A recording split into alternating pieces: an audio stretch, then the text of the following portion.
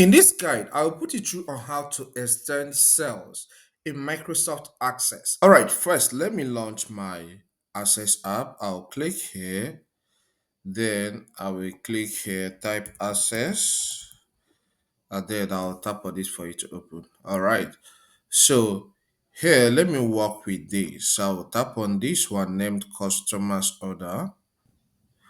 Okay, let me double click on this table. All right, so we are here. Let's say this place I have last name. The cell is small and I want to extend it. What you need to do is that you need to take your cursor to one of the lines that made up the column. All right. Then you will see this side, this cross with one of the lines pointing sideways. All right. The cross with one of the lines pointing sideways. Once you get that in the title section, press and hold on the left button of your mouse. All right. And then you drag. Okay. Until you are good with how you want to extend it, release the pressure on the mouse. I can see this cell has been extended. These cells here have been extended, all right, in this column.